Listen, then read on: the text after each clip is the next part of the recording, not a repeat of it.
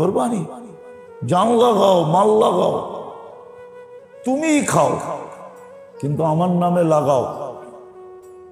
কোরবানি, কোরবানি। কিন্তু কয়জনে মন খুলা কোরবানি করবে? রাগ হয় না কিন্তু। এই জন্যই তো কোরবানির জানোয়ার মোটা তাজা বলতে বলছে, মোটা তাজা। কেননা কিয়ামতের দিন এটাকে 70 গুণ বাড়ায়া পাল্লায় ওজন করবে। কয় গুণ? 100 কেজির গরু কয় কেজি হবে কিয়ামতের দিন? কত কত কত? 7000 में আপনি 700 কোন? আগে তো সৈন্য দুটো এমনি আছে, আবার 7-এর সৈন্য উপরে যাবে। কত? 100 কেজিরটা কত কেজি? 60 টন ওজন হবে। 60 টন। আমি গোস্তের ওজন শুনাইতেছি না, ইন টোটাল গরুটার ওজন শুনাইতেছি। এটার ভিতরে বুত্রে যা আছে, পেশাব পায়খানা সব সহ। যেমন দেখেন না ফার্মালারা মাপে, ওরা পুরা গরু পাল্লায় উঠায়া মাপে, ঠিক না? তারপরে কেজি ধরে 400 টাকা, ঠিক না? আরে বুঝছেন, অগো হিসাব আর সোনা লাগো হিসাব একরকম। খাইদো যেই দামে, সোনাও ওই দামে, ঠিক না? কি খাইদো যেই দামে, না না, সোনাও যেই দামে, খাইদো ওই দামে, ঠিক না? ঠিক না? কি সত্য তো? গরুওয়ালাগো এই হিসাব, গোস্ত যেই দামের, পায়খানাও ওই দামের। ওইটার ওজন বলতেছি আমি। 100 কেজি যদি টোটাল গরুটার ওজন হয়, তাহলে কিয়ামতের দিন পাল্লায় হবে 60 টন। কত? এটা এক রাওয়ায়াতে আছে, আরেক রাওয়ায়াতে আছে 700 গুণ। কত কত কত? তাহলে 100 কেজিটা কত কেজি? 70,000 কেজি।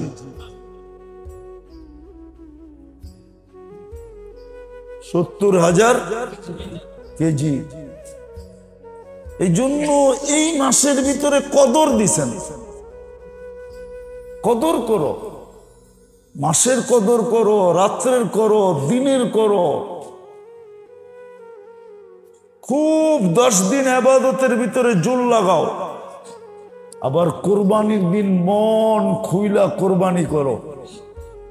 কোরবানির দিন মন খুইলা কোরবানি করো, মন খুইলা, কৃপণতার সাথে না। দিলে ব্যথা নিয়া না, যে মাইসে কি কইব, না দিলে মাইসে কি করবে, ঠিক না? এরকম না, মন খুইলা কোরবানি করো। মন খুইলা কোরবানি করো। আচ্ছা গরু না পারো, ছাগল করো, মন খুইলা করো।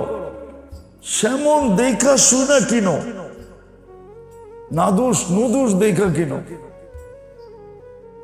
উচিত তো ছিল, কিন্তু কাকে বলবো?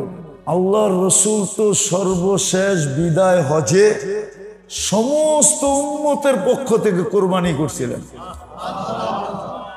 উম্মতের উচিত ছিল আল্লাহর রসুলের পক্ষ থেকে একটা একটা গরু কোরবানি করা, কিন্তু উম্মত তো এক নামও দিতে চায় না।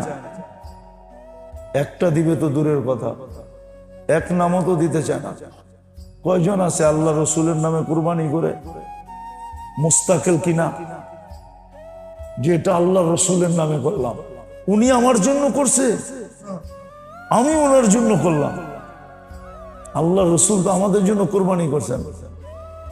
কোরবানির এখনো সময় আছে, ওলামাদেরকে জিজ্ঞেস করে নিয়েন আপনার উপরে কোরবানি ফরজ কিনা, কোরবানি কার উপরে ফরজ, ওলামাদের থেকে জিজ্ঞেস করে নিয়েন।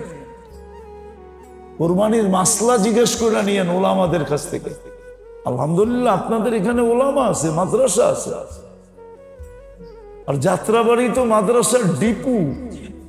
কি মাদ্রাসার? ডিপু মাদ্রাসা, কদমে কদমে মাদ্রাসা, ঠিক না? ওলামাদের কাছ থেকে জিজ্ঞেস করেন। নাইলে একদিন প্রোগ্রাম বানান যে দাওয়াত দিয়া, যে ওই দিন শুধু কুরবানির মাসলা বয়ান হবে, আমরা শুনবো। আনেন ওলামাদেরকে দাওয়াত দিয়া, আনেন একদিন, এখনো তো সময় আছে। একদিন করেন, একদিন নির্ধারণ করেন যে ওই দিন লাল মসজিদে শুধু কোরবানির মাসলা ওলামারা বয়ান করবে, আপনারা শুনবেন। একটা দিন নির্দিষ্ট করেন, কইরা ওই দিন কোরবানির মাসলা শোনেন শুধু। কেননা কোরবানি এটা হলো মালি প্রতিযোগিতা, মাল। কোরবানি কোরবানি কোরবানি করো। জিলহজের ভিতরে জানও লাগাও, মালও লাগাও। জানও লাগাও, মালও লাগাও, মালও লাগাও। আমরা করি না। আমরা আরব গড়ে যতই খারাপ বলি না কেন, আমরা আরব গড়ে যতই খারাপ বলি না কেন, ওদের কোরবানির নিয়ম ভিন্ন, আমাদের নিয়ম ভিন্ন। আমরা তো কোরবানি করি গোস্ত খাওয়ার জন্য। কি কি রাগ হয়ে গেলেন মনে হয়? সারা বছর ফ্রিজে রেখা কি কি খামু খামু, ঠিক না? কি রাগ হয়ে গেলেন? আমরা তো কোরবানি করি গোস্ত খাওয়ার জন্য, ঠিক না? আরবরা কোরবানি করে গোস্ত খাওয়ার জন্য না। আমার লোকে চলেন, আমি থেকে দেখায় দিব। এক এক জনে এক এক দেশে বুক করে, আফ্রিকার গরিব গরিব দেশগুলাতে কেউ 1000, কেউ 2000, কেউ 3000, ওদিকে সস্তা পাওয়া যায়।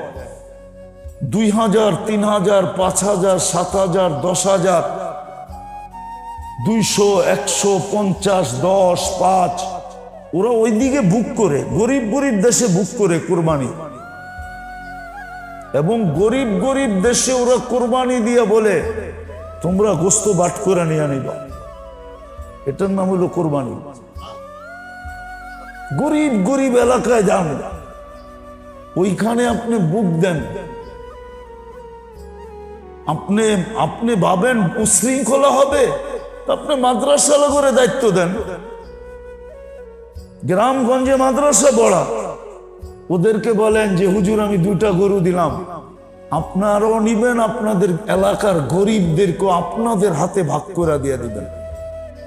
আমি সঠিক বন্টনের জন্য আপনাদের হাতে দিলাম বলে দেন। ধনীরা যদি এইভাবে করত, এইভাবেই কোরবানির নিয়ম ছিল। কোরবানির নিয়ম এইভাবেই। এই জন্য বলতেছিলাম যে 2 ইবাদতের মৌসুম চলে আসছে। আজকে আমাদের ভিতরে চিন্তা নাই যে আল্লাহ আমাদের জন্য কতটুকু করতেছে। গড়ালি তো সারা দিনই বলে তোমার জন্য কি না করলাম, তুমি আমার লেগা কি করলাম। ছেলে সন্তান তো সারাদিনই বলে আমরা কি না করতেছি, তোমরা কি করলাম। ভাই ভাইকে তো সারাদিনই বলে আমি কি না করলাম তোদের জন্য, তুই কি করলি আমার জন্য। আল্লাহ মাঝে মাঝে বলে বান্দা 24 ঘন্টা তোর জন্য কি না করি, বল তুই আমার জন্য কি করতেছিস। এটা চিন্তা করা উচিত।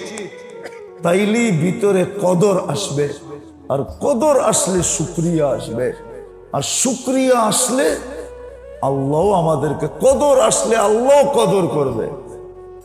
আল্লাহ কদর দেখাইছি আমি, 6টা দেখানো যায়, সবগুলো দেখানো যায়। আল্লাহ বলে তুই আর কি কদর করবি, আর চেয়ে বেশি আমরা তোকে করব। বিদায় সামনে একটা মাস আসতেছে, জিলহজ 10টা দিন, 29 তারিখ থেকে 1 তারিখ হবে। 1 তারিখ হবে জিলহজের। রাত্রেও কদর করি, দিনেও কদর করি। সামনে কোরবানি আসতেছে, কদর করি। কোরবানি গোশত খাওয়ার জন্য না, কোরবানি কোরবানি কোরবানি কোরবানির জন্য। কদর করেন কোরবানিকে, ওলামাদের থেকে শিখা ওইভাবে করেন। দরকার হলে মসজিদওয়ালারা প্রোগ্রাম বানান, 30 তারিখে শুক্রবার এলান করেন যে 1 তারিখে আমাদের মসজিদে মাসলা বয়ান করা হবে। ওলামাদেরকে ডাইকা আনেন। আপনাদের এখানে ওলামাদের অভাব নাই, ডাকলে কাকে না কাকে পাবেন। সে কোরবানির মাসলা বয়ান করো, আপনারা শুনেন, ওইভাবে কোরবানি করেন। কেননা কোরবানির দিন, কোরবানির চেয়ে উত্তম কোনো আমল আল্লাহর কাছে নাই। ওই দিন সবচেয়ে উত্তম আমল হলো কোরবানি করা। ইহরাকুদ্দাম, রক্ত আল্লাহর জন্য বহায়া দেওয়া, রক্ত ঝরায়া দেওয়া। আসছিল ইব্রাহিম আলাইহিস সালাম থেকে, ইসমাইল আলাইহিস সালাম থেকে কোরবানি শুরু। আল্লাহ আমাদের উপরে এহসান করছেন যে আমরা পশুর রক্ত দিয়েই আমরা আল্লাহকে খুশি করতে পারবো। এটা ওই প্রবাদ বাক্য বললেও সত্য হবে, কে মাঠা লাগবে না, গোল দিয়েই স্বাদ মিটা যাবে। মাঠা কি দিয়া স্বাদ মিটবে? ইব্রাহিম আলাইহিস সালাম তো ইসমাইল আলাইহিস সালামকে জবাই করার হুকুম পাইছিলেন, ঠিক না? আমাকে ছেলে জবাই করতে হবে না, আমরা পশু জবাই করি, ওইটা পাবো যেটা ইব্রাহিম আলাইহিস সালাম ইসমাইল আলাইহিস সালামের গলায় ছুরি চালায়া পাইছিল। তাইলে কি মাঠার স্বাদ বলে মিটলো না? না, মিটলো না।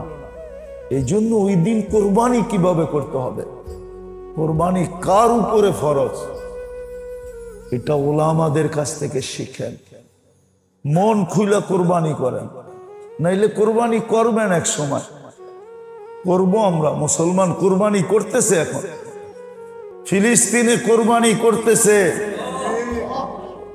মুসলমান কোরবানি খুব করতেছে, কিন্তু আসল জায়গায় করতেছে না। কসম খোদার, আসল জায়গায় যদি করতো তাহলে আমার মনে হয় এই কথাটা 100-তে 100 সত্য ছিল যে আল্লাহ আমাদেরকে চোখে চোখে রাখতেন। আর যাকে চোখে চোখে রাখা হয়, চোখে চোখে চোখে চোখে, ওর মূল্যায়নই ওরকম হয়। ওর মূল্যায়নই, উম্মত যে আল্লাহর চোখে চোখে ছিল এটার প্রমাণ একজনের জন্য ফেরেশতা পাঠায়া দিছেন। বুঝা গেল যে মূল্য কিরকম, চোখে চোখে কিরকম রাখতেছেন। আজকে আমাদের ভিতরে নাই। এই জন্য ওলামাদের কাছ থেকে দুটা তো আমি বইলা দিলাম, 10 রাত্র কাজে লাগান, 10 দিন কাজে লাগান।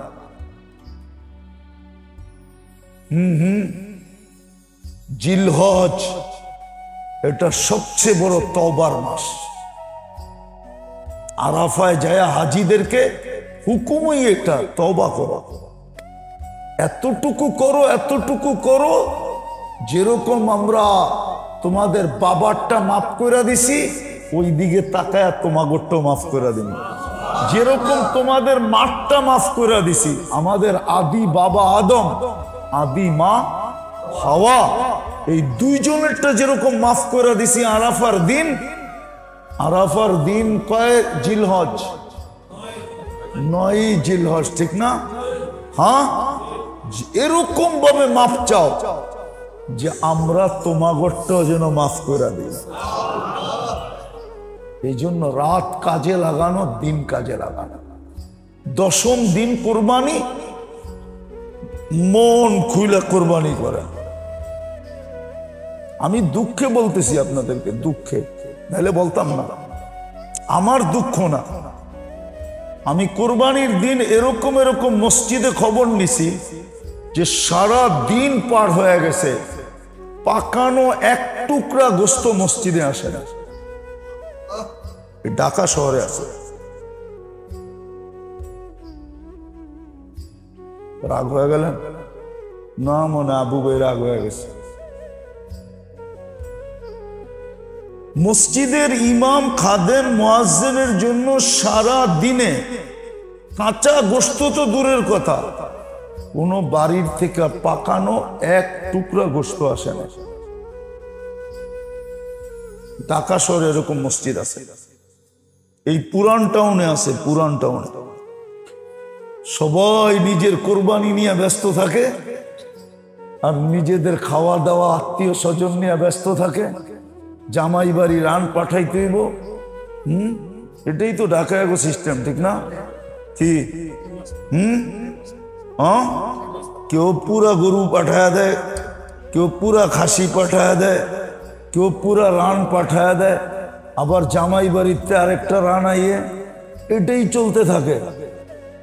অথচ সারা দিন পার হয়ে যায়, ইমাম মুয়াজ্জিনের খাদেমের জন্য এক টুকরা গোশত মসজিদে আসে না। এমন হয় যে ওরা আলু ভর্তা দিয়ে ওই দিন খায়। আপনাদের মনে বিশ্বাস হয় না?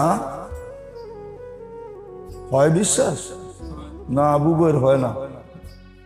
হয় বিশ্বাস? আমি চলেন, আমি দেখাই দেবো পুরান টাউনের মসজিদ, নিউ টাউনে দেখাই দেবো। হ্যাঁ, পরের দিন খবর হয়েছে, হায় ইমাম সাহেবের তো মসজিদে তো কিছু দিলাম না। পরের দিন কিন্তু প্রথম দিনে ওর দিল দিয়া যে দুয়া উঠছে, ওই দুয়া পুরা এলাকার জন্য যথেষ্ট হয়ে গেছে। প্রথম দিন দিল দিয়া যে দুয়া বাইরেছে, দুয়া দুয়া বোঝেন? মনে হয় বোঝেন না, কেন ও তো বাড়িতে যেতে পারে না, ঠিক না? হ্যাঁ, ওর দিল দিয়া ব্যথার যে ধোঁয়া বাইর হইছে, ওটাই এলাকাবাসীর জন্য যথেষ্ট হয়ে গেছে, বরবাদির জন্য যথেষ্ট হয়ে গেছে। পরের দিন আপনার মনে উঠলে কি হইব? তো মেরে দোস্ত, ওলামাদের থেকে শিখেন। চলে যাবেন কবরে, সব রাইখা চলে যাবেন। মূল্যায়ন করেন, মূল্যায়ন, নাইলে আপনাকেও মূল্যায়ন করবে না। রাইখা সব চলে যাবেন। যাদের হাতে উঠায় দিয়া যাবেন, ওরাও মূল্যায়ন করবে না। দুনিয়ার সিস্টেমই এরকম, একজন আরেকজনের হাতে উঠায় দিয়ে চলে যাবে। আর যদি মূল্যায়ন করেন, তাহলে মূল্যায়িত হবে। মূল্যায়ন যে করছে, সে যায় দেখেন বুক করতেছে। আঙ্গুল দিয়া দেখামু, রাগ হয়ে যাবেন না? হয়েও যেতে পারেন। বলমু এই মসজিদের জায়গা যে দিয়া কবরে চলে গেছে, ওর কবরে যে খবর নিয়ে দেখেন ও কেমন পাইতেছে। কেউ তো দিয়া গেছে, এটা ঠিক না? না দিয়া যায় না? কেউ দিয়া যায় না? দিয়া গেছে? নাও দিতে পারতেন, ঠিক না? একটা বিল্ডিং বানাইলে মোটামুটি 4টা ইউনিট তো হইতো এখানে, ঠিক না? ভাড়া তো উঠতো, ঠিক না? কিন্তু মূল্যায়ন করে গেছে। এখন দেখা যায় এখন কবরে কেমন পাওয়া পাইতেছে। সোম খোদা, আল্লাহর জিকির ছাড়া একটা ফালতু কথাও কখনো কারো মুখ দিয়ে বাহির হতো না। 24 ঘন্টা আমাদের মাথা আল্লাহর সামনে ঝুঁকা থাকতো।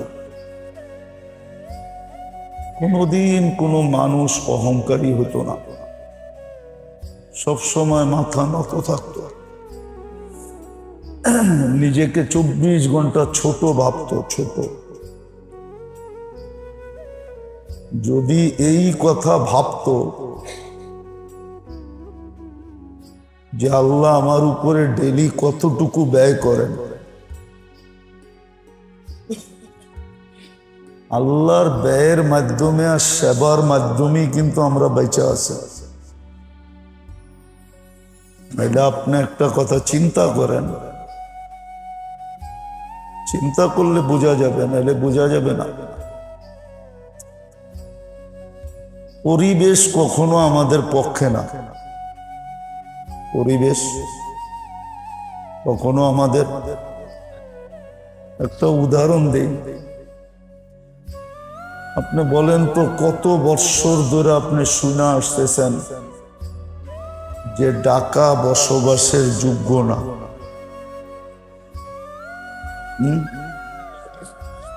কত বছর ধরে শুনে আসতেছেন ঢাকার পরিবেশ তো আমাদেরকে বসবাসের যোগ্য না।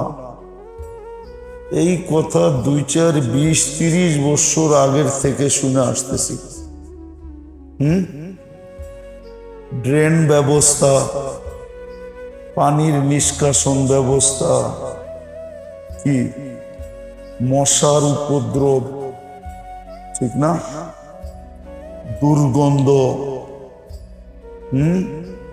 ময়লা ছয়লা, 20-30 বছর ধরে শুনে আসতেছি ঢাকা বসবাসের যোগ্য। আপনাকে ঢাকার ভিতরে 2.5-3 কোটি মানুষকে কে সুস্থতার সাথে বাঁচায় রাখতেছে? এটা কি কখনো ভাবছেন? তাহলে বোঝা গেল ঢাকার পরিবেশ আমাদের পক্ষে না। পরিবেশ কিন্তু আমাদের পক্ষে কে? যার কারণেই তো আমরা বেঁচে আছি, ঠিক না? নাহলে পুরা ঢাকাটাই একটা হাসপাতাল হওয়ার কথা ছিল। পুরা ঢাকাটা একটা, সবাই যার যার জায়গায় অসুস্থ হয়ে পড়া থাকতো, আর নাইলে ছাইরা চলে যেত। কিন্তু ছাড়তে তো আসে না কেউ, আরো আইসা ঢুকতেছে, ঠিক না? পরিবেশ আমাদের পক্ষে না। এই জন্যই আমি বলতেছিলাম যে আসলেই যদি আমরা ভাবতাম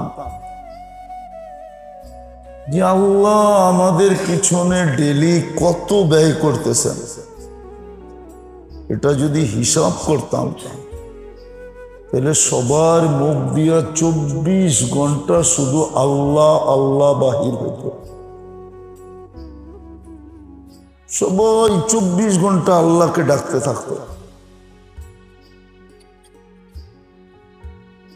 কারো মাথা কখনো কেউ উঠন্ত দেখতো না, সদা সর্বদা দেখতো ঝুঁকন্ত। এই জন্যই তো আল্লাহ অভিযোগ করেন। অনেক সময় আপনজনও আপনজনকে বলে, এত কিছু করলাম তারপরও তোদের মন পাইলাম না। বলেন না? বলেন না? বলছেন এই পর্যন্ত 2-1 বার? না মনে হয় বলেন না। বলেন না? না মনে হয় বলেনই না। এত করি তারপরও তবু মন পাই না। আল্লাহ মনে হয় এরকমই বলতেছে, কালিলুম মিন ইবাদিয়াশ শাকুর। এত করি, এত সেবা, এত যত্ন, এত খেয়াল, এত চোখে চোখে রাখি, তারপরও তোমরা আমার শুকরিয়া আদায় করো না। এই জন্যই কোরআনে বলছে, ইন শাকারতুম, যদি তোমরা শুকরিয়া আদায় করতা তাহলে আমি তোমাদেরকে শাস্তি দিয়ে কি করব? শাস্তি দেওয়ার প্রয়োজন ছিল না। যদি তোমরা একটু শুকরিয়া আদায় করতা, মুখ দিয়েও যদি করতাম, রাগ হয়ে যায় না। এখানে বেশিরভাগ লোকই জানে না। কয়জন জানে এটাও আমি জানি না, যে ডেলি একবার এই দোয়া পড়লে 24 ঘন্টা শুকরিয়া আদায় হয়। ওই দোয়াটাও তো শিখি না। সকালে পড়লে সন্ধ্যা পর্যন্ত নেয়ামতের শুকরিয়া আদায় হয়, একবার পড়তে হয়। একবার মনে হয় বলছিলাম এখানে,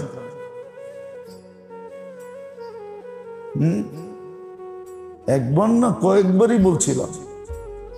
আবার সন্ধ্যায় পড়লে সকাল পর্যন্ত নেয়ামতের শুকরিয়া আদায় হয়ে যায়। আল্লাহুম্মা মা আসবাহা বি বিনিয়ামিহি আও বিন আহাদিন মিন খালকিকা ফালাকাল হামদ ওয়া লাকাশ শুকর। এতটুকু। এতটুক যদি কেউ পড়ে, সকালে যদি পড়ে এতটুকু, শুধু সকালে পড়বে, সন্ধ্যা পর্যন্ত শুকরিয়া আদায় হয়ে যাবে। সমস্ত নেয়ামতের শুকরিয়া আদায় হয়।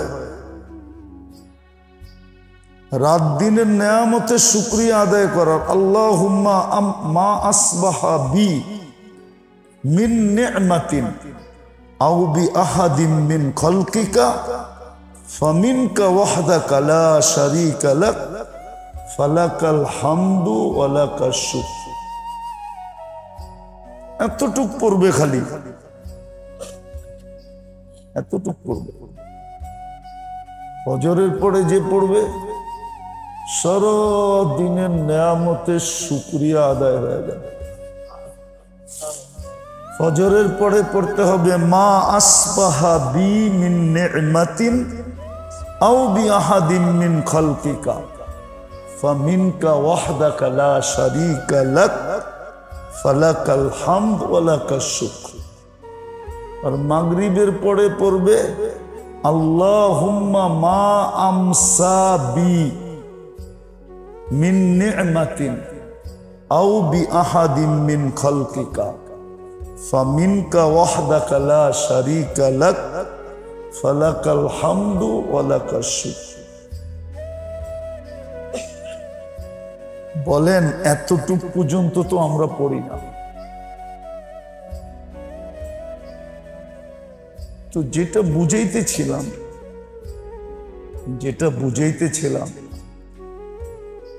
যে উচিত তো ছিল এই কথা ভাইবা, এই কথা বাবার মাঝে উচিত ছিল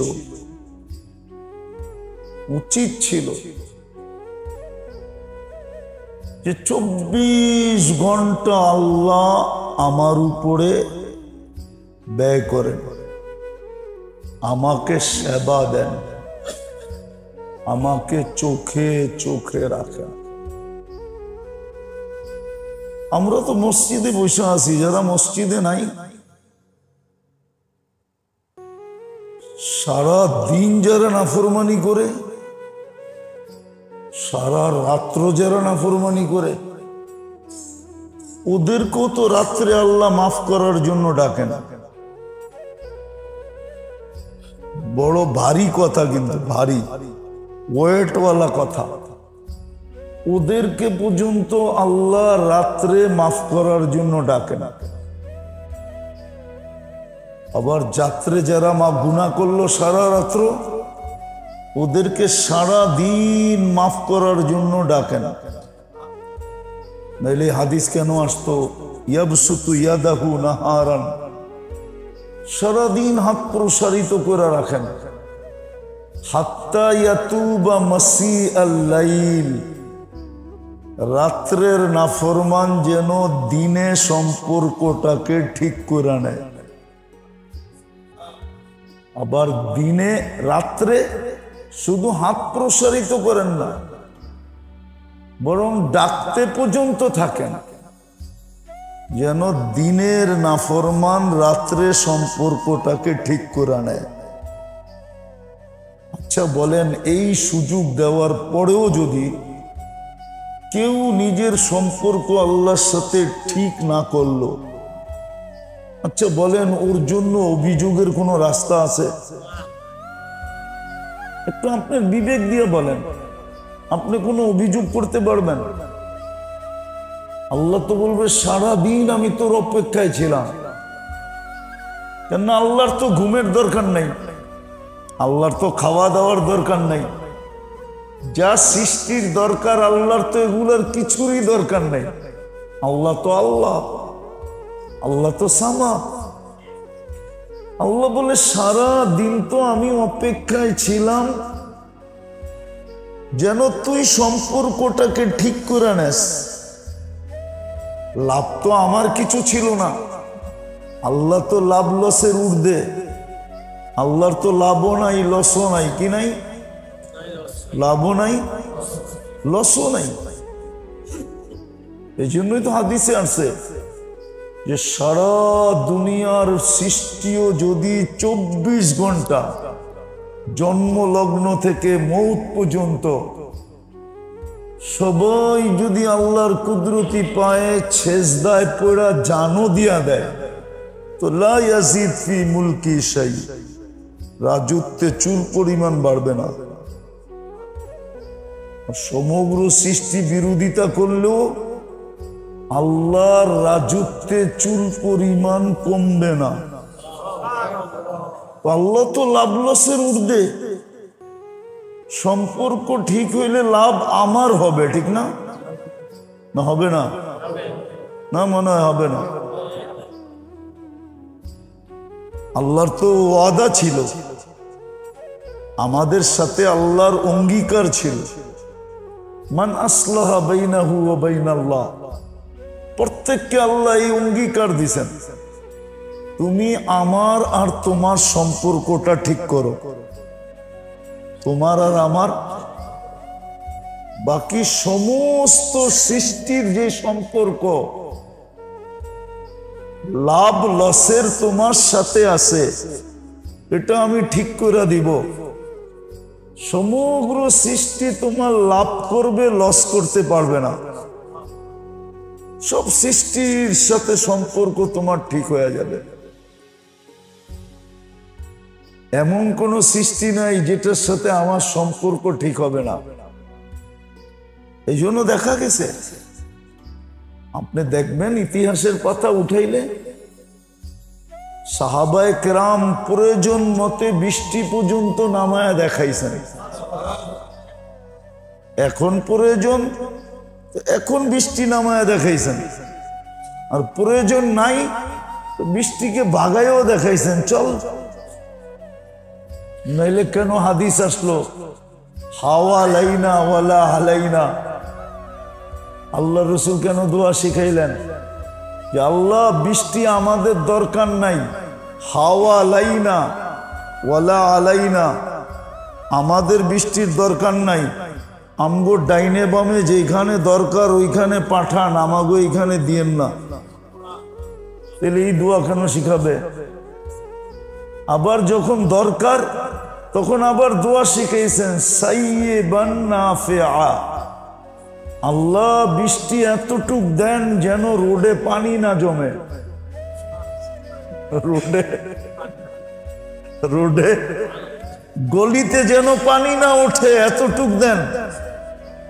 সাইয়্যিবান নাফিআ দেন, কিন্তু উপকার যতটুক অতটুক দিয়েন, অপকার যেন না হয়। এই জন্য বললাম রোডে যেন পানি না ওঠে, গলিতে যেন পানি না হয়, খেতে যেন অ্যাক্সেস না হয়। তাহলে এই দোয়া আপনাকে কেন শিখাবে? এই দোয়া আপনাকে কেন শিখাবে? এই জন্যই শিখাইছেন যে নিজের সম্পর্ক আল্লাহর সাথে ঠিক করো। তোমার সম্পর্ক সৃষ্টির সাথে আমরা ঠিক করে দিব। আসলাহাল্লাহু বাইনাহু ওয়া বাইনা খালকি, তো সৃষ্টি তোমার উপকার করবে, অপকার করবে না। এই জন্য হাদিসে আছে আমরা তোমাদেরকে বৃষ্টি দিয়া রাত্রে মিষ্টি ঘুম পড়াবো, দিনের বেলা তোমাদেরকে কোনোদিন আমরা বৃষ্টি দিয়া বিরক্ত করব না। হাদিসে আছে দিনে বৃষ্টি হবে না, রাত্রে বৃষ্টি হবে, যেন ঠান্ডার ঘুম হয়, ঠান্ডার ঘুম। আবার এটাও বলছে তোমাদেরকে দিনের বেলা আমরা আকাশের গর্জন শোনাবো না, ঘুমের ঘুরে গর্জন, আকাশ গর্জিবে, বিদ্যুৎ চমকাবে, আওয়াজ হবে, কিন্তু এটা ঘুমের ঘুরে চলে যাবে, ঘুমের ঘুরে। দিনের বেলা তোমাদেরকে শোনাবো না। তো যেটা বুঝাইতেছিলাম, আফসোস তো এখানে না কেউ ভাবে। যদি ভাবতো যে আল্লাহ আমার জন্য কতটুকু করতেছেন, কথা এখান থেকে বাহির হয়ে গেছে। কথা এইখান থেকে যে তোমার জন্য কি না করলাম, তোমার জন্য কি, তারপরও তো তুমি একটু শুকরিয়া আদায় করলা না, একটুও মুখ দিয়া থ্যাংক ইউ বললা না। আল্লাহ তো এটাই বলে, এই জন্যই তো সূরা আর রহমানে একটু পরে পরেই আল্লাহ বলছেন যে আমি তোমার জন্য কি না করলাম। ৯৬টা গণাইছেন যে আমি ৯৬টা নেয়ামত তোমাদেরকে দিছি, বলো তোমরা তার বিনিময়ে শুকরিয়া আমার কতটুকু করছো। ফাবিআইয়ি আলাই রাব্বিকুমা তুকাযযিবান, এটার এক অর্থ হইল বাতা তুনে মেরে লিয়ে কিয়া কিয়া, বল তুই আমার শুকরিয়া আদায় কতটুকু করলি। আমি তো তোর জন্য এটা করলাম, এটা করলাম, এটা করলাম, এটা করলাম, এটা করলাম। তোরা নিজেরাই বলতেছিস এই শহরটা বসবাসের যোগ্য না, কোনো দিক দিয়ে যোগ্য না, তারপরও আমি তোদেরকে সুস্থ সবল রাখতেছি। সুস্থ সবল, অক্সিজেন আজ পর্যন্ত দূষিত হইতে দেই নাই, হাজারো জিনিসকে আমি দূষিত হইতে দেই নাই, এখনো দেই নাই। অথচ তোদের যুক্তি তর্ক বিজ্ঞান শিজ্ঞান বলে যে ঢাকা শহরটা বসবাসের অযোগ্য অনেক আগে পরিত্যক্ত শহর হিসাবে ঘোষণা দিলে খুব ভালো যে এটা পরিত্যক্ত শহর, এটা ছেড়া দাও। আবার কোনো একদিন সবকিছু মাটিতে গুছায়া মিটায়া মুটায়া আবার যদি নতুন করে তাইলে বসবাসের যোগ্য হবে, ঠিক না? নিউ টাউন তো বাদ দেন, পুরান টাউন কি সূর্য ওঠে আজ পর্যন্ত পুরান টাউনে দিনের বেলা কোনো বাড়িতে ঢুকা দেখতে পারে না যে এই বাড়িটা ভিতরে কিরকম বানাইছে, মনে হয় বোঝেন না? না, রাগ হয়ে গেলেন। হ্যাঁ, সূর্য উঠে কিন্তু পুরান টাউনের কোনো বাড়ির ভিতরে সূর্য দিনের বেলা ঢুকা দেখতে পারে না যে বাড়িওয়ালায় বাড়িটা বানাইলো কিরকম। কেন সূর্য দিনের বেলাও তো লাইট জ্বলে, ঠিক না? কেউ তো জায়গা ছাড়ে নাই। সূর্য ঢুকবে কোন দিক দিয়া? তো বাবা উচিত, চিন্তা করা উচিত।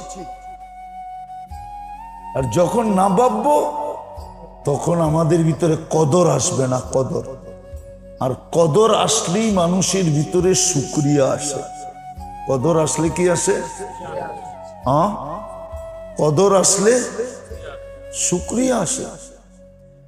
কর্মচারীর ভিতরে যখন কদর আসবে যে আলহামদুলিল্লাহ মালিক একটা দোকান খুলতে পারছে, যার কারণে আমার একটা চাকরির ব্যবস্থা হয়েছে, যেটা দিয়া আমার সংসার যেরমই চলুক চলতেছে, ঠিক না? হ্যাঁ, কর্মচারী যতক্ষণ পর্যন্ত এই শুকরিয়া আদায় না করবে, কর্মচারীর উচিত শুকরিয়া আদায় করা। ও যতক্ষণ পর্যন্ত না ভাববে ততক্ষণ পর্যন্ত শুকরিয়া আদায় করতে পারবে না। আর শুকরিয়া যদি আদায় না করলো তো ওই চাকরির মূল্যায়নও করতে পারবে না, কদর করতে পারবে না। কদর বোঝেন? মূল্যায়ন। ও চাকরির মূল্যায়ন করতে পারবে না, ও চাকরির মূল্যায়ন করতে পারবে না। সবার ভিতরে তো এই যোগ্যতা নাই যে ওরে সবাই টানবে। কিছু যোগ্যতা এরকম আছে যে ওকে সবাই টানে। কি কি সবাই? মনে হয় বোঝেন না। বুঝছেন না? বোঝেন না। যোগ্যতা সম্পূর্ণ। আমি একটা দেখাই। ইদানিং ঢাকা শহরে বাংলাদেশে বাহির হয়েছে লাইফ বেকারি। এটার যে শেফ থাকে, যে পাক করে আইটেম বানায়, ও যদি খুব ভালো হয়, পারদর্শী হয়, আর ওর জিনিস যদি ফেমাস হয় তো ওরে সবাই টানে, ঠিক না? কি সব বেকারিওয়ালা কোম্পানিওয়ালাই ওরে টানবে, ঠিক না? আচ্ছা বলেন, এরম কয়জন আছে? হাতের করা গণা কয়েকজন, ঠিক না? হ্যাঁ, আপনারে আমারে যে সব জায়গায় টানবে এমন তো না। কি টানবে? হ্যাঁ, তাইলে এরকম হাতের করে গণা কয়েকজন হয় যে যোগ্যতার বলে যাকে সবাই টানে, কিন্তু বেশিরভাগই এরকম 90%, 99% এরকমই হয়, নিজেকেই চাকরি খুঁজা নিতে হয়, ঠিক না? যতক্ষণ পর্যন্ত সে কদর না করবে তা সে শুকরিয়া আদায় করতে পারবে না। শুকরিয়া আদায় করতে, যেমন আমরা কদর করতে পারতেছি না, আমরা ভাবতেই পারতেছি না যে আল্লাহ আমার উপরে কতটুক খরচ করতেছেন, কতটুক ব্যয় করতেছেন, এটা আমরা ভাবিই না। বিধায় আমাদের ভিতরে কদর নেই, মূল্যায়ন নাই, মূল্যায়ন নাই। না সময়ের মূল্যায়ন আছে, না দেহের মূল্যায়ন আছে। যদিও হাদিস আমাদেরকে বলছিলেন ইগতানিম, মূল্যায়ন করো, এটা হুকুম ছিল। ইগতানিম, এটা আল্লাহর রসুলের হুকুম, হুকুম ছিল। তুমি তোমার শরীরের মূল্যায়ন করো, যেটাকে আরেক শব্দ দিয়া বলছেন সেহরাতুকা ক্বাবলা হারামিকা, সুস্থতার মূল্যায়ন করো অসুস্থ হওয়ার আগে। আচ্ছা, মূল্যায়ন করার পরেও যদি অসুস্থ হইলাম, তখন আল্লাহ আবার বলছে তাইলে এখন আমরা মূল্যায়ন করব, তোমার পালা শেষ, এখন আমাদের পালা, আমরা মূল্যায়ন করব। আল্লাহ কি মূল্যায়ন করবেন? আল্লাহ বলে আনিনুল মারিজি তাসবিহুন, তুমি আহ আহ করবা রোগে, আমরা সুবহানাল্লাহর সওয়াব লিখতে থাকি। তুমি সারা দিনে যতবার আহ বলবা অতবার সুবহানাল্লাহর সওয়াব লেখা হবে। আচ্ছা, আয়ের থেকে যদি একটু চিৎকারে চলে গেলা, আহ কইরা তোমার পোষে না, এখন তুমি চিৎকার দিতে শুরু করছো, আল্লাহ বলে সিয়াহাতুহু তাহলিলুন, তোমার চিৎকারের বদলায় আমরা লা ইলাহা ইল্লাল্লাহর সওয়াব লিখতে থাকি। তৃতীয়, তুমি যদি খাটের উপরে স্থিরভাবে শুয়া থাকতে না পারো, এপাশ ওপাশ শুধু করতে থাকো, তাইলে আমরা যুদ্ধের ময়দানে লড়লে যেই সোয়াব পাওয়া যাবে, ওই সোয়াব তোমার বিছনার তাকাল্লুবুহু, এপাশ ওপাশ করার কারণে আমরা এই সোয়াব লিখতে থাকবো। তারপর সুস্থ অবস্থায় যত আমল তুমি করতে, অসুস্থতার কারণে যেটা করতে পারতেছো না, ওই সমস্ত আমলের সওয়াব আমরা লিখতে থাকব। যদি তোমাকে সুস্থতা দিলাম, তাইলে বিলকুল এমন ভাবে সুস্থ হবে যে তোমার মা যেন তোমাকে এইমাত্র জন্ম দিল। আর যদি এই রোগেই তোমার মৌত হয়ে গেল, তাইলে বেনিফিট তোমাকে আমরা এতটুকু দিব যে আমরা নিষ্পাপ করে তোমাকে তুলে নিব। হইতে পারে হইতে পারে হইতে পারে রোগের ধরন যদি এরকমও হয়, কিছু রোগের ধরন আছে, ধরন, ওই রোগগুলার ভিতরে যেই কোনো একটা রোগ যদি হয়, যেমন দুরারোগ্য রোগ যদি হয়, যেমন ক্যান্সার, দুরারোগ্য রোগে যদি তোমার মৌত হয়, তো শুধু তোমাকে নিষ্পাপ উঠাবো না, তোমার গলায় শাহাদতের মালা পর্যন্ত পরায়া দিব। শাহাদতের মালা পরায়া দিব। এইবার আপনি ভাবেন, আল্লাহ বলে সুস্থ অবস্থায় তুমি কদর করো, অসুস্থ হয়ে গেলে আমরা তোমার কদর করব। কিন্তু সুস্থ অবস্থায় তুমি কিসের কদর করো? সুস্থতার কদর করো, আল্লাহর না। আল্লাহ তো কদরের তে ঊর্ধ্বে। তোমাকে যে আমি সুস্থতা দিলাম, এটার কদর তুমি করো। দেখেন, দাঁত কিন্তু একবার পড়া উঠছে, ঠিক না? একবার পড়া উঠছে না, আর একবার পড়লে কিন্তু উঠবে না। বলছে আরেকবার পড়ার আগে তুমি কদর করো। যদি কদর করতে পারলা, তাইলে পড়া গেলে কিন্তু আমরা তোমাকে কদর করব। আজকে মেরে দোস্ত আমরা চিন্তা করি না। এই জন্য তো কোরআন বলছে আম্মা বিনিআমাতি রাব্বিকা ফাহাদ্দিস। আমি যে তোকে 24 ঘন্টা কি দিতেছি, এটা মাঝে মাঝে চিন্তা করিস, চিন্তা করিস। এই চিন্তারও তোকে আমি সওয়াব দিব। আল্লাহ চিন্তার সওয়াব কি দিবেন এটাও বলে দিছে, লা তাফাক্কুরু সাআ। প্রত্যেক মুহূর্তে 60-70 বৎসরের নফল ইবাদত দিতে থাকবো। আমি যে তোকে সারাদিন দিতেছি, তুই চিন্তা করিস। চিন্তা তোকে কদরের উপরে উঠাবে, কদর করা শিখাবে। আর কদর তোর মুখের থেকে কৃতজ্ঞতার শব্দ বের করবে। মাঝে মাঝে তুই বলবি আল্লাহ আপনার শুকরিয়া, বলবি, তখন কদর হবে। আর যখন কদর হবে, এই জন্যই তো দেখাইলাম না, সুস্থতার কদর শিখাইছেন, হায়াতের কদর শিখাইছেন। কবলা মৌতিকা, মরার আগে হায়াতের কদর করো, জীবনের কদর করো। শাবাবুকা কবলা হারামিকা, যৌবনের কদর করো বৃদ্ধ হওয়ার আগে। তখন যদি তুমি যৌবনের কদর করতে করতে বৃদ্ধ হইলা, তাহলে বৃদ্ধ হইলে আমরা তোমাকে কদর করব। আল্লাহ কেমন কদর করবেন? আমরা মূল্যায়ন করব কেমন?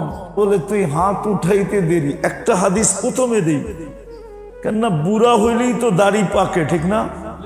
হ্যাঁ, আল্লাহ বলে তুই চলতে থাকবি, আমি তোরে দেখা লজ্জা পাইতে থাকবি। আমি তোরে দেখা, আর আল্লাহ যাকে দেখা লজ্জা পায় তাকে শাস্তি দেন না, তাকে শাস্তি দেন না, শুধু দেখা। আর আল্লাহ বলে যখন তুই হাত উঠাবি, তখন ডবল লজ্জা। আমার খালি হাতে ফেরত দিতে লজ্জা লাগবে, আমি তোকে 2 হাত বইরা দিব।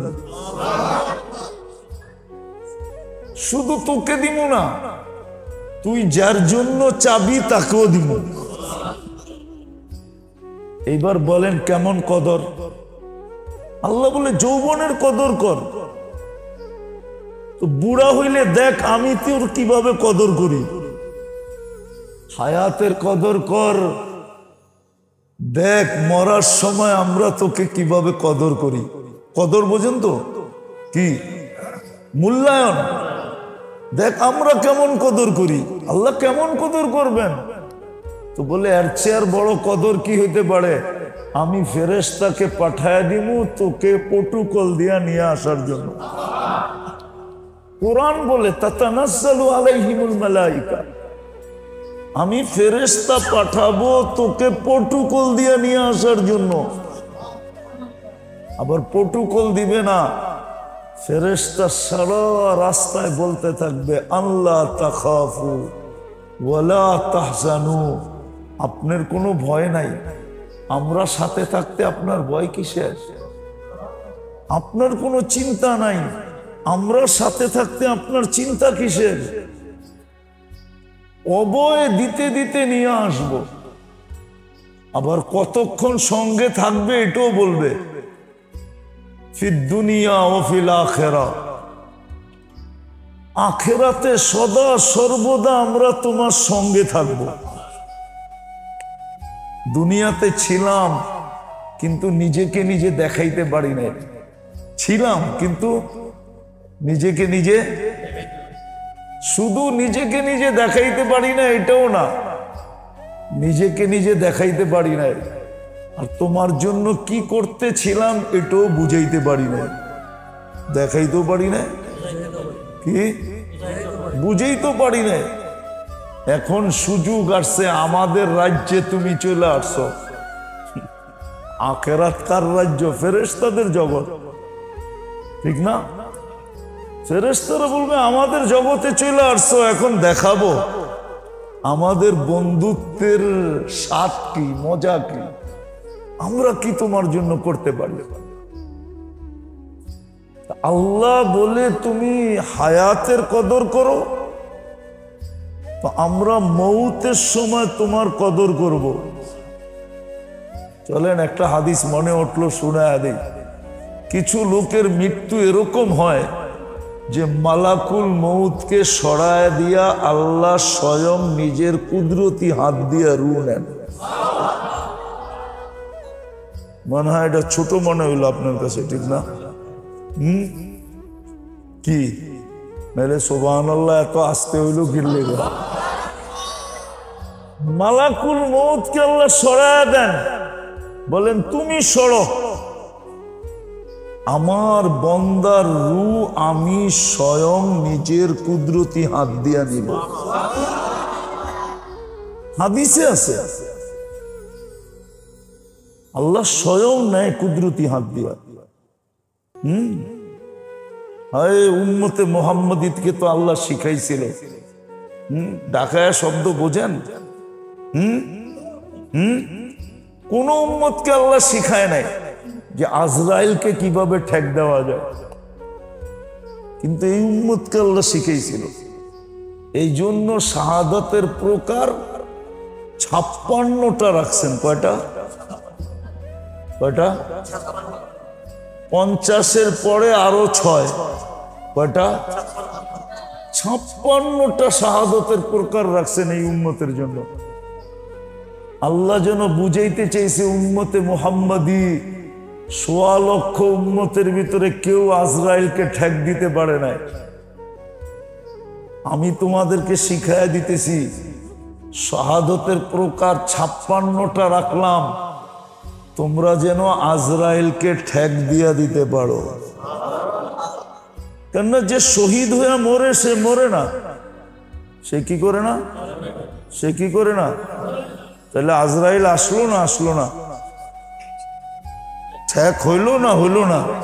হ্যাঁ, আপনি বলবেন কবর তো দিলাম। না না, আপনি পোশাকটা কবর দিছেন, তাকে দেন নাই। কি কি? চোর বাড়িতে ঢুকছে, আপনি লঙ্গিতে ধরছেন, ওই খুইলা বাইকে গেছে। ঠিক আপনি দুনিয়ার পোশাকটাকে কবর দিছেন, এটা দুনিয়ার পোশাক। এই দেহটা হইল দুনিয়ার পোশাক। যে শাহাদাতের মৌত মরছে, ও দেহটা আমাদের হাতে দিয়া জান্নাতের পোশাক পরা চলে গেছে। এই জন্যই কোরআন বলছে ওয়ালা তাকুলু, কোরআন বলছে ওয়ালা তাহসাবান্না। মুখ দিয়েও নিষেধ, দিল দিয়েও নিষেধ, দিলে ভাবাও নিষেধ। তাহসাবান্না এটা ওলামারা জানে, আফালে কুলুব, দিল দিয়া ধারণ চিন্তা করা যে মরছে, এটা নিষেধ। বলেন শাহাদাতের মৌত মরল কি করে জানবো? আপনি 56টা শিখেন, আমার কাছে আছে, নাহলে বড় করে লেখা মসজিদের গেটে টানায় দেন, যাতে আসতে যাইতে কেউ এই 56টা পড়তে পারে আর সারাদিন ভাবতে পারে নিজেকে 56টার কোনো না কোনোটার অন্তর্ভুক্ত করতে পারে কিনা। যদি অন্তর্ভুক্ত করতে পারে শাহাদাতের মৌত। আমগো পুরান টাউনে একজন লোক ছিল, আপনারা চিনবেন না মনে হয়, যাত্রাবাড়ির লোক তো নাও চিনতে পারে, ওটা ওই দিকে ছিল। অনেক পুরান লোক, মুসলিম যুগের লোক আর কি, পাকিস্তান আমলের লোক আর কি, কিন্তু মারা গেছে, হয়ে গেছে অনেক দিন, বয়স পাইছিল ভালোই।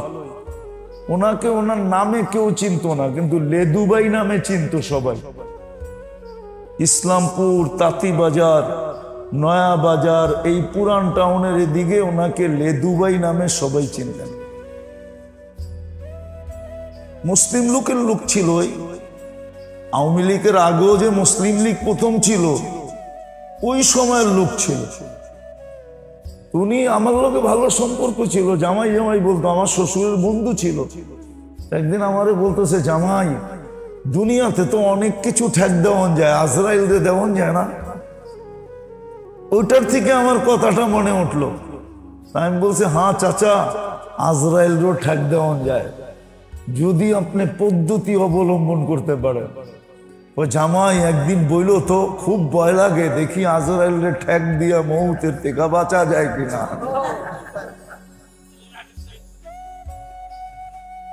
এই উম্মতের জন্য আল্লাহ ব্যবস্থা রাখছেন।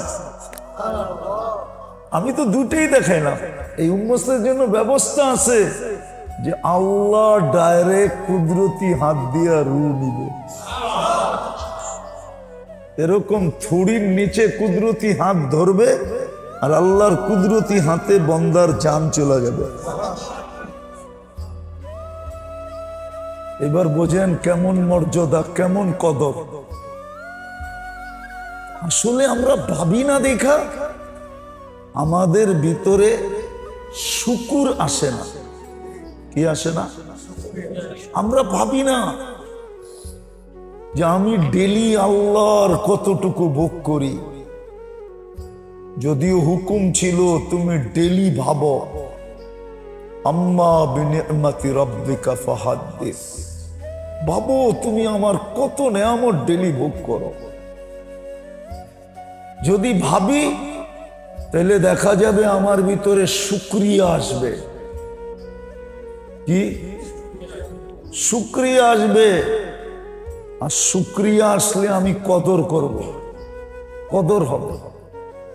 তখন দেখা যাবে আমার হায়াতের কদরও হবে, যুবক যৌবনের কদর করবে, নারী নারীত্বের কদর করবে। আজকে নারী নারীত্বের কদর করে না। নারী যদি নারীত্বের কদর করত, হায় হায় হায় হায়, নারী যদি নারীত্বের কদর করত, তাহলে প্রত্যেক ঘরে নারীর চেয়ে আল্লাহওয়ালা কেউ হইত না। দোয়া কোন বুজুর্গরে দিয়ে দোয়া করানোর দরকার ছিল না, নারী দোয়া করত, আর আপনি দেখতেন ছাদ ফাইটা দোয়া নামতেছে। যদি এটা সত্য না হইতো, তাহলে নারী সূরায়ে মুজাদালা নামাইলো কি করে? নারী তো সূরায়ে মুজাদালা নামাইছে। হুজুরে জীবন সূরায়ে মুজাদালা আছে কোরআনে, 29 পাড়ায় মনে হয়, 28 পাড়ায় সূরায়ে মুজাদালা। খওলা বিনতে সালাবা একটা পুরা সূরা নামায় নিয়ে আসছেন, আবার নিজের পক্ষে নিয়ে আসছেন। পক্ষে আল্লাহর রসুল চুপচাপ ছিলেন, কাহিনী লম্বা। খওলা আল্লাহর রসুলের কাছে এসে অভিযোগ করছে, ইয়া রাসূলুল্লাহ, আমার স্বামী এরকম একটা কথা বলে ফেলছে, আমাকে জাহেলিয়াতের যুগ যদি দেখি তাহলে আমরা দুইজন বিচ্ছেদ হয়ে যাই। কিন্তু ইসলাম তো আসছে, আমাদের জন্য জাহেলিয়াতের নীতি রীতিনীতি চলবে না ইসলাম নতুন কিছু আমাকে দিবে? তা আল্লাহর রসুল বলছে, খওলা এখনো ওহী আসে নাই, আগেরটাই ঠিক, তুমি বিচ্ছেদ হয়ে গেছো, হারিমতি আলাইহি। তো খওলা বলতেছে, ইয়া রাসূলুল্লাহ, আপনি একটু আল্লাহকে বলেন না, আমার ছোট ছোট 8টা বাচ্চা, আমি এগুলো নিয়ে কোথায় যাব? নতুন নতুন ইসলাম, মুসলমান হয়েছি, মুসলমান স্বামীর আঙ্গুল ধরে চলে আসছি, ভাই বেরাদর আত্মীয় স্বজনের থেকে বিচ্ছেদ হয়ে গেছে, আমি যাব তো এগুলা লয়া যাব কোথায়? 8টা বাচ্চা নিয়ে কে আমাকে নিবে? আর আমার ভিতরে তো 8টা বাচ্চা হওয়ার পরে নাইও কিছু। কি 8টা বাচ্চা হইলে কি থাকে? আল্লাহ রসুল চুপ, আগের কথাই তো। খওলা 1-2 বার বলার পরে রাগ হয়ে গেছে, উঠা চলা যেতেছে। আল্লাহ রসুল জিজ্ঞাসা করছে, খওলা কই যাও? এতক্ষণ আপনাকে বলছি, এখন আর আপনাকে বলবো না, ডাইরেক্ট আল্লাহকে বলবো। খওলা ওইখানে হাত উঠায় বলতেছে, ইলাহি মালিক, আপনা সাবাবি, আমার যৌবন শেষ। 8 বাচ্চা হওয়ার পরে যৌবন তাকে কই? আকালা মালি, সম্পদ বলতে কিচ্ছু নাই। তাফাররাকা আহলি, ইসলাম গ্রহণ করুন কারণে আত্মীয় স্বজন, ভাই বোন, গোত্রের